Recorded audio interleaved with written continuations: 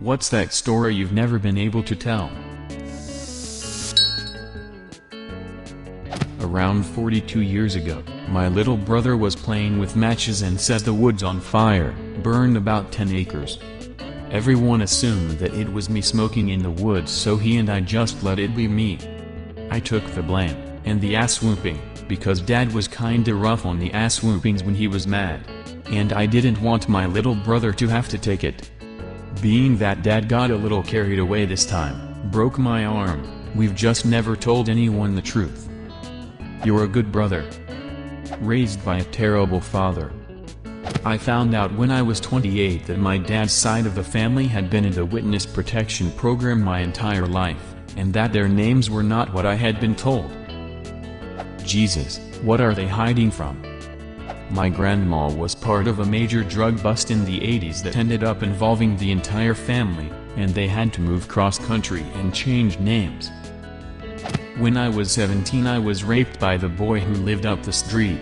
When I finally got myself home I went to my dad and he yelled at me for not being home earlier. My phone got taken away and I was sent to my room. I couldn't even shower. I could never bring myself to tell him after that. I still never talk about it with anyone. Back when I was in high school, I wanted to approach this girl on a bus on my way to school. She was really hot and I knew I'd regret it if I didn't approach her.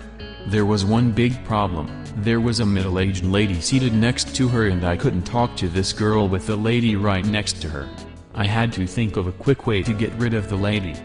I then woke up from my seat, slowly walked to the row they were seated and calmly asked the lady, "Excuse me ma'am, could you please let me sit next to my sister?" Turns out the lady was the girl's mom. In 6th grade one night I was like, I really don't feel like going to school tomorrow, so I looked up how to get a fever.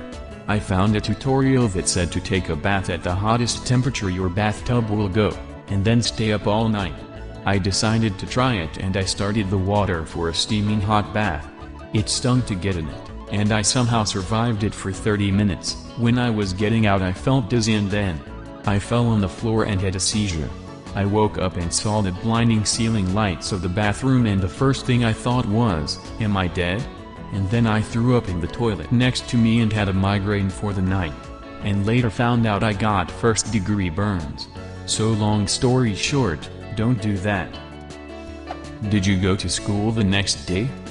No. Not for a week. So, success.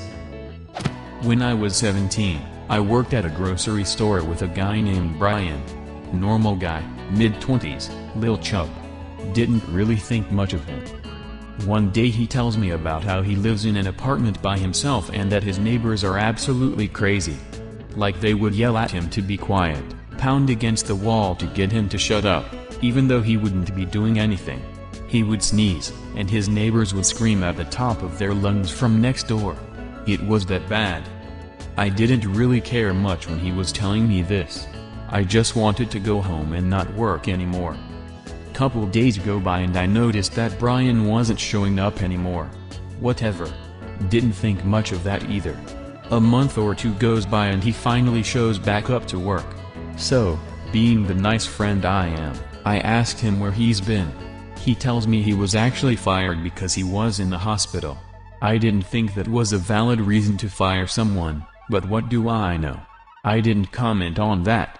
I asked him why he was in the hospital and he told me it was for personal reasons. I tell him it was good having him back, and carried on with my day. Fast forward a couple days to me talking to another coworker who was good friends with Brian. He says, "Did you hear what happened to Brian?" "Yeah, he was in the hospital and was fired or something." "Do you know why though?"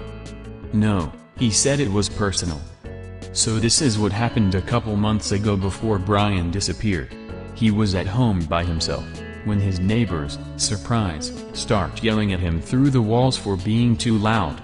Brian telling himself I've had enough decides to call the police and have them deal with it.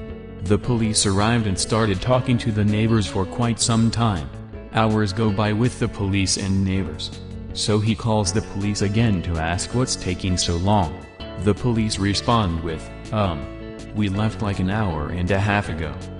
turns out that the neighbors were never yelling at him. In fact, they were never there. Brian was schizophrenic and was hearing voices in his head. He had to go to a mental hospital for a month. That was not how I expected this to end. The time my mom needed to go back into the house to get a scarf. Because of this we were held back and missed a bus by 10 seconds.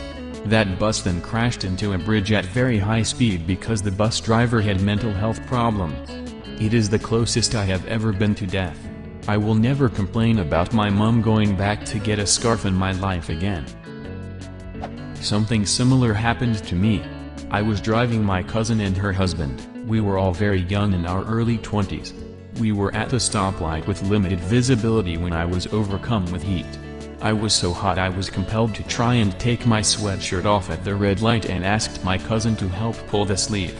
It got stuck over my head and I missed the light right as it turned green. I went to hit my gas and her husband yelled, "Wait," from the back seat. An 18-wheeler ran the red and swooshed directly in front of our car. It is not mind-blowing or anything of the sort, which is why I never told it, but when I first started getting sick and couldn't move around the house like usual, my cat would yell at me for 2 minutes until I sat down. He would proceed to purr furiously over my stomach, which was hurting, for about 10 minutes at a time. He would chirp at me if I tried to get up beforehand and keep bumping my leg as I walked past if I never sat down. Little did I know that he was trying to heal my cancer, that was growing into the muscle by that point. He's a little Siamese mix and he is very vocal, and I appreciate his little squeaks of support.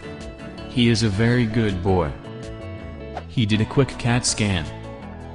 I had broke my leg and both my cats, Siamese mix, would lay on my cast and purr for hours. I didn't know why and saw a TV show later that explained cats purr to heal.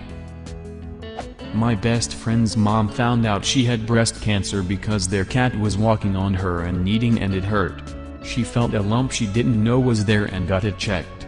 Cat saved her life probably. I moved to the UK from Zimbabwe when I was 4. The first few years my parents spent their whole time trying to settle down. By the time I was 8 they realized we had never been to London. So on a hot June day we went into London. We went to the aquarium, Covent Garden, to see all the performers. On the London Eye, it was a good day. To end the day we went to Buckingham Palace. I was tired so I was resting my head against the bars asking all the questions you'd expect from an 8-year-old. After a while my parents said it was time to go. I pushed away from the bars and then felt the cold steel against the back of my ears. I hadn't noticed my head had slipped through. I panicked. A crowd gathered. I'm probably in many a family photo album. Even a horse guard came to see what the commission was about. Bet he wasn't expecting a child with his head stuck. By then I had accepted this as my new home, but I couldn't figure out how I'd go to sleep with a spike on the floor. Luckily an old lady had a tub of Vaseline in her handbag and my dad was able to pull me out with my head smothered in Vaseline. I like to think the old lady was the queen. In 6th grade, we had this paper we had to write. I forget what the subject was. I decided to procrastinate a lot. Then the day it was due rolled around, and I had nothing. We had to read our papers out loud in front of the class. I was totally prepared to take the 0, but then I realized he wasn't actually taking the papers we used. So I decided to go up to the front of the class with a blank sheet of paper and improvise. I ended up getting an 80. Crazy shit, bro. In the 7th grade, we were assigned to read any non-fiction book and write an essay about it. My dumbass forgot, and in a stroke of genius, improvised a whole ass book out of thin air. Characters, author, plot, it was all made up. I got a 95 on the assignment. That was the peak of my life. Dude, this is a sign. Write the goddamn book. When I was about 14 I found a slingshot in the woods. It was a pretty good slingshot that must have cost a fair bit as it had a metal frame and a thick rubber sling. One day my friend and I were on top of a hill out in the countryside and a jogger came running out of the nearby tree line. He was some distance away and below us. Without putting a lot of thought into it I shot a stone just above his head. The rock went exactly where I wanted it to, but if there was wind, or my aim was off, or 1,000 other factors, I would have seriously fucked that jogger up. I muse on that at least once a week. I never see my friend and we haven't spoken about it since it happened. My buddy had an old bowling ball in the back of his car. One day we were driving around town and drove by a large cliffside. I asked him if I should just chuck it down the cliff. He said sure. I then learned about a hiking path near the bottom of that cliff. I still think about how we could have killed someone that day. Do you have any such stories to tell? Leave a comment. And subscribe to this channel if you want to see more same videos.